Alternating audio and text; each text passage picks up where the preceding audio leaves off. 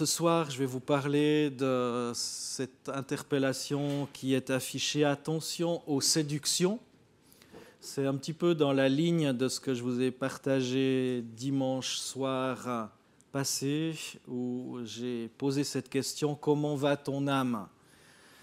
On a vu que Jean, dans sa 3e épître, souhaitait à son cher ami Gaius qu'il prospère à tous égards. C'est intéressant de se dire à tous égards, pas juste dans un domaine de sa vie, mais à tous égards. Je souhaite que tu prospères à tous égards. On a vu au travers du psaume 1 aussi que David nous invitait à marcher dans la justice. L'importance de marcher dans la justice. On a vu au travers du psaume 139 et au verset 24, toujours David qui nous invitait à donner à Dieu le droit de nous examiner et de voir si on est sur une mauvaise voie.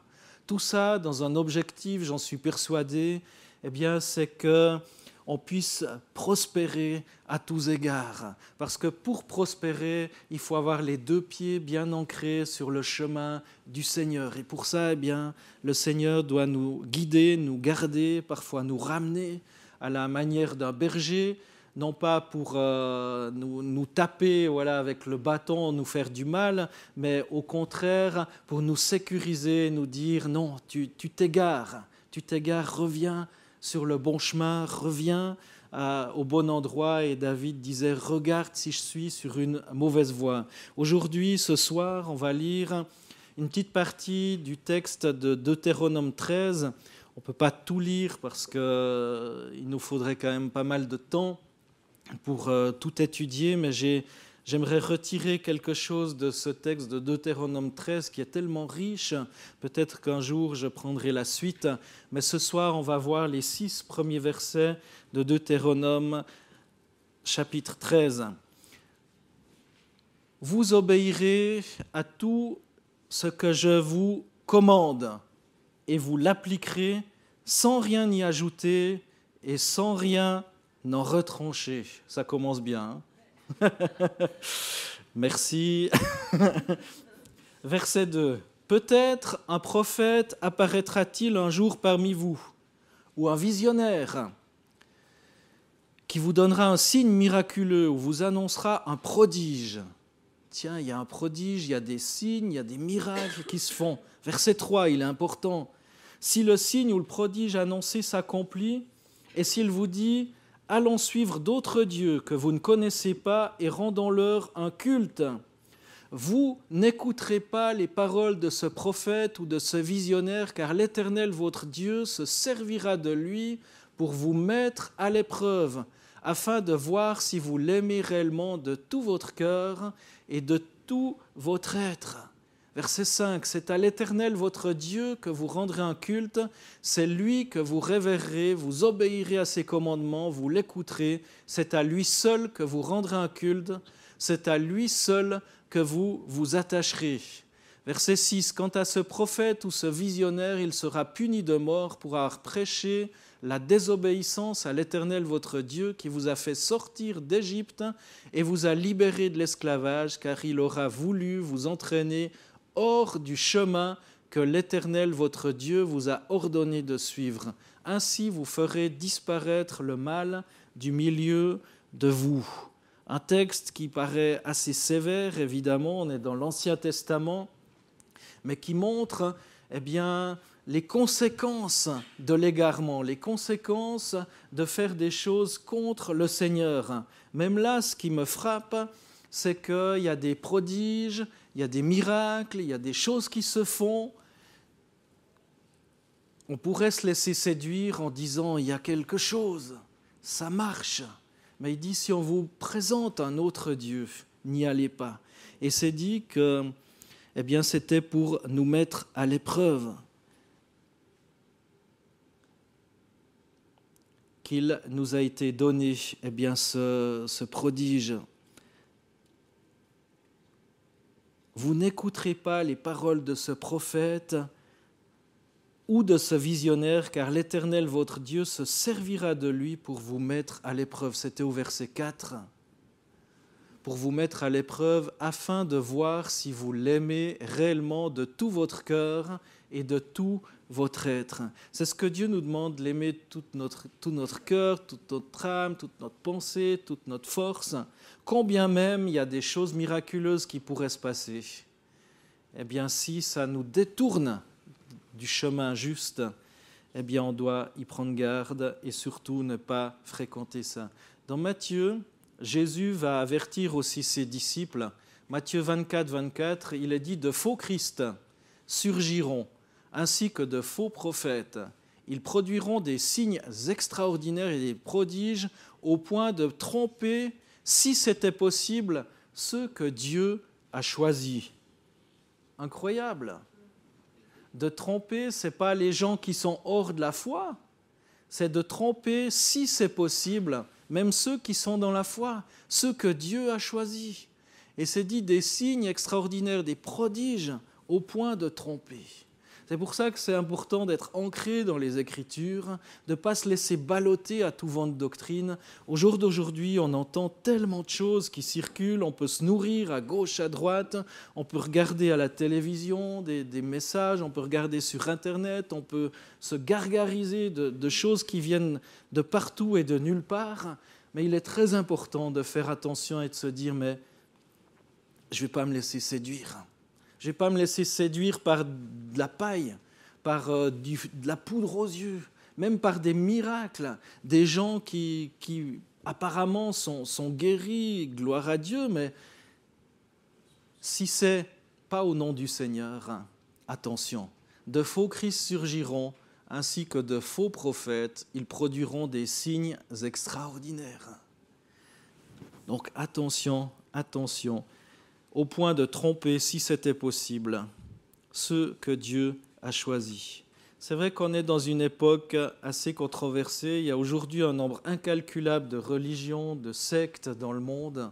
Il s'en crée tellement. Il n'y a jamais eu autant de gourous, de messies, de faux docteurs, de faux prophètes.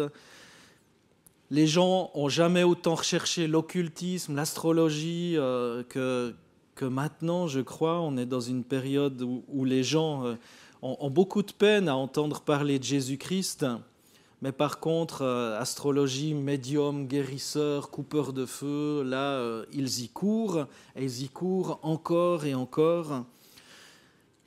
Et évidemment, c'est souvent des moyens qui les déresponsabilisent pour régler leurs problèmes. On va, on appelle, on fait un truc, ça les engage à rien. Et il règne, je crois, même une grande confusion, même sur le plan spirituel, parce que les gens entendent des messages, et c'est très bon, je ne suis pas contre, mais ont de plus en plus de peine à se tourner vers la parole de Dieu, la méditer, la lire, s'arrêter dessus, réfléchir, penser. Faire une étude personnelle dessus, ça devient difficile. On entend des messages, on entend des gens qui nous disent des choses par rapport à cette parole et on dit « Ah ouais, tiens, c'est juste, c'est comme ça ». Et finalement, on peut se laisser égarer. Alors si on en revient au texte du Deutéronome, après l'interdiction générale de se joindre au culte cananéen, donc c'était Deutéronome chapitre 12, les versets 29 à 31 qu'on n'a pas lus, mais que vous pourriez relire, Moïse avertit les Israélites qu'ils risquaient d'être tentés par l'idolâtrie de 3 manières différentes. La première manière, c'est ces versets qu'on a lus par l'intermédiaire de faux prophètes, les versets 1 à 5 du chapitre 13. Si on lisait la suite, c'est par des membres de leur propre famille et ensuite encore par des personnes qui sont totalement contraires à la foi, qui se rebellent par rapport à Dieu et à la foi, des gens qui ont des pratiques idolâtres. J'aimerais vous dire ce soir, dans un premier point, que le diable a toujours cherché à imiter Dieu et à falsifier son œuvre. C'est le roi des falsificateurs, des imitateurs. Il arrive à imiter toutes les voix. Il arrive à imiter, peut-être pas celle de Dieu, évidemment, mais il arrive à imiter des voix qui sonnent peut-être bien à nos oreilles, Et il arrive à falsifier aussi, à mettre suffisamment de vrai dans le message pour que ça paraisse crédible, mais il y a toujours une part de mensonge et il faut faire attention. Donc le diable a toujours cherché à imiter Dieu parce qu'il sait et il en est jaloux de Dieu. Il faut se souvenir aussi qu'il était cet ange de lumière déchu qui a été jeté sur la terre. Il s'est rebellé contre Dieu et il a été totalement rejeté par Dieu. Et il faut aussi savoir que le faux a toujours existé de par le monde. S'il y a des faux billets, c'est bien parce qu'il existe des vrais. S'il y a un faux Dieu, c'est bien parce qu'il en existe un vrai, ou plusieurs faux dieux. S'il y a des faux bijoux, c'est bien parce qu'il y a des vrais bijoux. S'il y a des faux prophètes, c'est parce qu'il y a des vrais prophètes. S'il y a des faux pasteurs, j'espère pas en être un faux, c'est parce qu'il y en a des vrais. En tout cas, le divin, c'est Jésus, le divin pasteur, l'Éternel. S'il y a des fausses doctrines, c'est bien parce qu'il en existe aussi des vrais. Une vraie en tous les cas. Et c'est important de connaître cette vraie doctrine, de connaître le vrai. On ne peut pas étudier tout ce qui est faux. On y perdrait notre temps. Et beaucoup de gens perdent leur temps, à mon avis, leur énergie à étudier tout ce qui est faux, à faire la synthèse, à faire même des thèses sur tout ce qui est faux, analyser tout ce qui est faux. Je me dis, c'est dommage. Autant étudier tout ce qui est vrai. On perd moins de temps. Et c'est certainement plus gratifiant que d'étudier le Seigneur, que de s'approcher du Seigneur. Et David disait, pour moi, m'approcher de l'Éternel, mon Dieu, c'est mon bien. À l'époque déjà de ce Deutéronome, il y avait une certaine confusion qui régnait. Peut-être un prophète apparaîtra-t-il un jour parmi vous, un visionnaire qui vous donnera un signe miraculeux ou vous annoncera un prodige. Si le signe ou le prodige annoncé s'accomplit, donc il s'accomplit, c'est ça le pire. Et s'il vous dit « allons suivre d'autres dieux que vous ne connaissez pas et rendons-leur un culte », vous n'écouterez pas les paroles de ce prophète ou de ce visionnaire, car l'Éternel votre Dieu se servira de lui pour vous mettre à l'épreuve afin de voir si vous l'aimez réellement de tout votre cœur et de tout votre être. Il y avait déjà cette confusion dans l'Ancien Testament et bien avant le roi David, ce texte du Deutéronome avec Moïse, donc quelques 1400 ans avant Jésus-Christ ou 1000, ça dépend des chronologies, enfin peu importe, ça ne change pas si c'est 1280 avant Jésus-Christ ou 1400 avant Jésus, ça fait il y a très longtemps de toute façon. Est-ce que Dieu a besoin aujourd'hui de nous envoyer des personnes pour nous flatter, en nous motivant, comme si Dieu faisait la promotion d'un job ou d'un poste à repourvoir, nous caresser dans le sens du poil? Et aujourd'hui, je crois qu'il y a beaucoup de prophètes qui travaillent dans ce sens-là pour nous caresser dans le sens du poil. Mais en lisant la Bible, je vois peu de prophéties dans ce sens-là. Malheureusement, ou heureusement, j'en sais rien. C'est dit aussi dans 2 Timothée 4, verset 3, « Il viendra un temps où les hommes ne supporteront pas la saine doctrine qui est la foi, l'humilité, le service, la consécration, la patience, la formation, mais ayant la démangeaison d'entendre des choses agréables, ils se donneront une foule de docteurs selon leurs propres désirs, détourneront l'oreille de la vérité et se tourneront vers les fables. » Waouh! C'est tellement ça, oui. C'est tellement vrai. Il viendra un temps où les hommes supporteront plus la saine doctrine, la pureté, la sainteté, la sanctification, toutes ces choses. Combien c'est agréable de s'entendre dire qu'on sera grand, puissant, rempli d'onction. Mais servir Christ, je ne crois pas que c'est ça. Dieu a besoin de nous parler. 2 Timothée 4, verset 3, mais dans une autre traduction, j'aime bien cette version parole vivante. « Il viendra un temps où les hommes ne voudront plus rien savoir de l'enseignement authentique. Sous l'influence de leurs désirs et pour satisfaire leurs convoitises, ils se choisiront une foule de maîtres. Ils courront de doctrine en doctrine au gré de leur fantaisie. ayant la démangeaison d'entendre des paroles qui chatouillent agréablement l'oreille.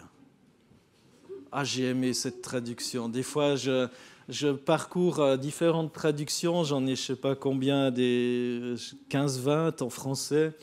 C'est très enrichissant de voir un petit peu les nuances, d'entendre la démangeaison, d'entendre des paroles qui chatouillent agréablement l'oreille.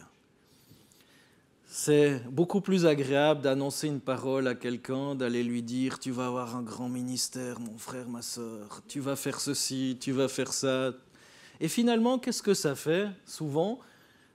Ça crée des frustrations parce que ce n'est pas forcément ce que Dieu avait prévu pour, ce n'est pas forcément faux, mais ce n'est pas forcément toujours ce que Dieu avait à cœur pour la personne. Le véritable service, je crois, passe par le renoncement à soi-même. C'est mon deuxième point. Je vais un petit peu vite, mais vous êtes rapide d'esprit, j'en suis persuadé. Philippiens 2, versets 1 à 8, on va lire ça. « S'il y a donc quelque consolation en Christ, s'il y a quelque encouragement dans l'amour, s'il y a quelque communion de l'esprit, s'il y a quelque compassion et quelque miséricorde, mettez le comble à ma joie afin d'avoir une même pensée, ayez un même amour, une même âme, une seule pensée. Ne faites rien par rivalité ou par vaine gloire, mais dans l'humilité, estimez les autres supérieurs à vous-même. Que chacun de vous, au lieu de considérer ses propres intérêts, considère aussi ceux des autres. » Verset 5. « Ayez en vous la pensée qui était en Christ Jésus. Lui, dont la condition était celle de Dieu, il n'a pas estimé comme une proie arrachée d'être égal avec Dieu. Mais il s'est dépouillé lui-même en prenant la condition d'esclave, en devenant semblable aux hommes. Après s'être trouvé dans la situation d'un homme, il s'est humilié lui-même en devenant obéissant jusqu'à la mort sur la croix. » C'est incroyable ce passage. Quel grand ministère, hein ? Quelle grande bénédiction. Il s'est dépouillé lui-même en prenant la condition d'esclave. Si je vous prophétise ça ce soir, tu vas être un esclave pour le Seigneur. Tu vas être humilié en devenant obéissant jusqu'à la mort sur la croix. Bon, on n'a plus à accomplir ça. Heureusement, Christ l'a accompli. Mais c'est assez fort, assez fort. Verset 9.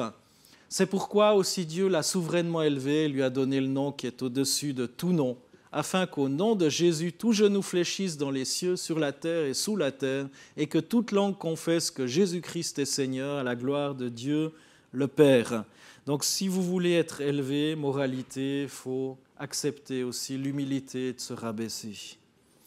J'admire aujourd'hui tous les frères, toutes les sœurs qui travaillent dans l'ombre, sans rechigner. Je bénis Dieu pour ceux qui, dans l'Église, travaillent avec cette mentalité, ce cœur.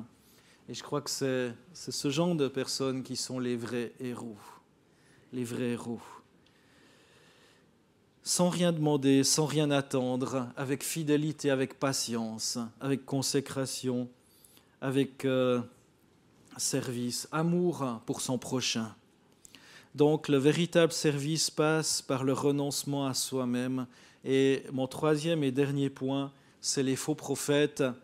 Les faux prophètes, aujourd'hui il existe une vague de prophètes qui parlent soi-disant de Dieu, mais en fait ils sont un petit peu comme des distributeurs à bonbons ou à glace. J'ai choisi les glaces parce que je préfère les glaces, j'aime beaucoup les glaces. On distribue une petite glace pour faire du bien, enfin une petite sucette, on pourrait dire. Et ces faux prophètes parlent un petit peu comme ça et distribuent de temps en temps un petit bonbon, une petite glace pour appâter un petit peu la galerie. Tu es appelé à un grand ministère de puissance. Tu vas servir avec une puissante onction jamais égalée. Moi, je rigolais parce que quand j'étais jeune, ça date déjà d'un petit moment en arrière, il y avait des grandes rencontres de jeunesse déjà et on disait « Vous êtes la génération par laquelle le Seigneur Voilà. Alors c'est super, le Seigneur a fait, je crois, beaucoup de choses avec nous, mais maintenant on va à la RJ ou autre et on entend les prophètes qui disent mais c'est vraiment maintenant la génération de jeunes qui se lève et c'est par vous que le réveil va venir dans l'Europe, dans l'Occident, etc. Et je me dis c'est sympa mon gars, ou ton message, c'est sympa ta prophétie, mais c'est du réchauffé, quoi. Je m'excuse, à moins qu'elle vienne de Dieu. Finalement, on pourrait dire, c'est un peu comme ce thème tellement important que Jésus revient. On pourrait dire, ben oui, Jésus va finalement revenir parce que c'est un thème très actuel. Mais attention de ne pas dire des choses de la poudre aux yeux pour être moderne ou pour être célèbre. Parce que c'est toujours intéressant d'annoncer des bonnes choses. Évidemment, c'est des bonnes choses. Ton œuvre pour Dieu sera sans pareil. Dieu t'appelle à être un grand évangéliste, un grand musicien, des prophéties qui ressemblent à ces bonbons. Verset 4 qu'on a lu, « Vous n'écouterez pas les paroles de ce prophète ou de ce visionnaire, car l'Éternel, votre Dieu, se servira de lui pour vous mettre à l'épreuve, afin de voir si vous l'aimez réellement de tout votre cœur et de tout votre être. » Ce que Dieu veut, enfin, c'est vraiment qu'on l'aime de tout notre cœur, tout notre être. Pas qu'on soit grand, pas qu'on soit connu. Peu m'importe, je dis toujours que mon nom soit connu, que...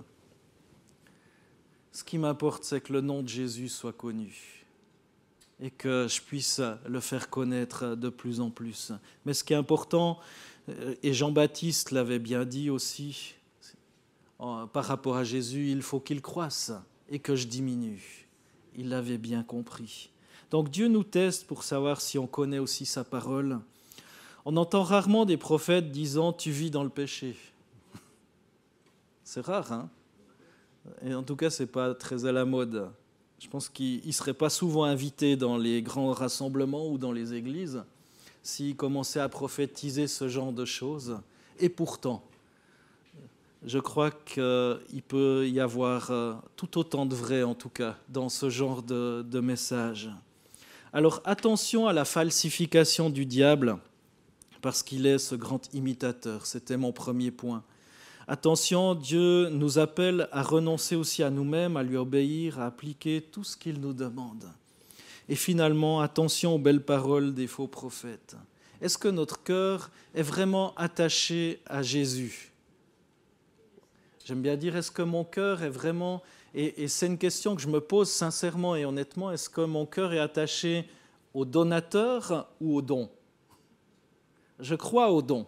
Et je crois que Dieu veut équiper encore plus son Église et qu'on est misérablement pauvre dans ce domaine-là et qu'on a besoin de grandir dans l'exercice des dons spirituels, dans l'exercice de la foi, etc. On a besoin de grandir dans ces choses-là, mais en premier lieu, notre attachement doit être donné intégralement au donateur et pas au don. Pas courir vers les miracles, mais courir vers celui qui est le Dieu des miracles. Et c'est là, je crois, qu'on verra plus de miracles, plus de choses s'accomplir dans la simplicité. Pas juste si le pasteur prie, mais vous, si vous priez. Vous, si vous priez, si vous êtes attaché à Jésus, il va se passer des choses, des grandes choses, des grandes choses. Et il n'y aura plus besoin de courir vers l'évangéliste Struckmuch ou le pasteur untel pour qu'il se passe des grandes choses. Oui, ça va vous faire du bien peut-être d'aller à cette rencontre, ça va vous ressourcer, vous encourager, vous dynamiser, vous encourager peut-être à lire la parole ou à connaître un peu plus Jésus-Christ. Mais l'objectif, c'est justement que vous le connaissiez pleinement.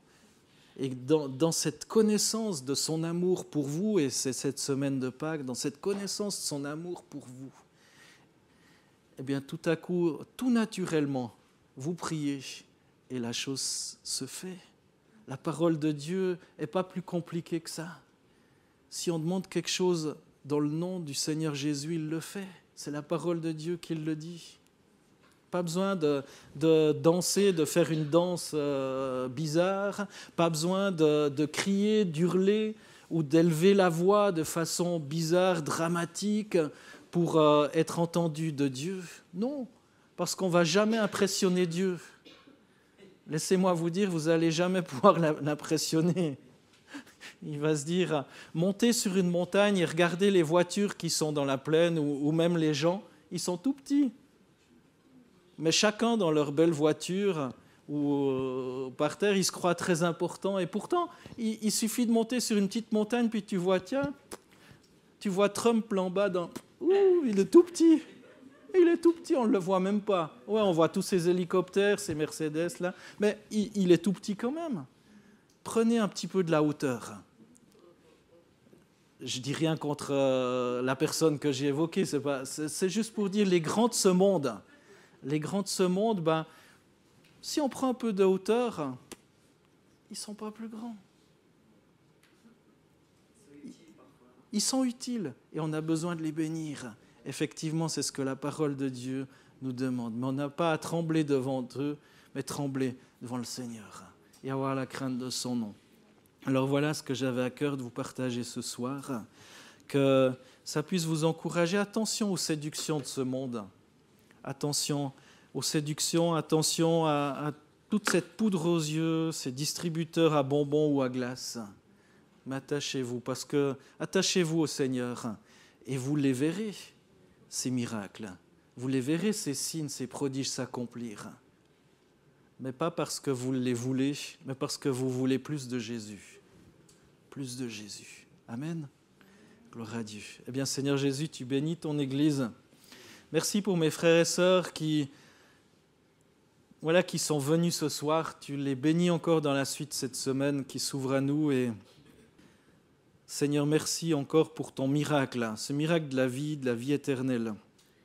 Et Seigneur, merci de nous aider à être fidèles à ta parole et à ne pas nous laisser tromper. Seigneur, par des gens par toute une foule de personnes qui diraient des choses qui sont très agréables à nos oreilles. Et donne-nous de savoir si ça vient de toi ou pas. Seigneur, de connaître le vrai du faux. Et d'aimer le vrai, Seigneur, et pas le faux. Garde-nous, Seigneur, de la tentation. Au nom de Jésus. Amen.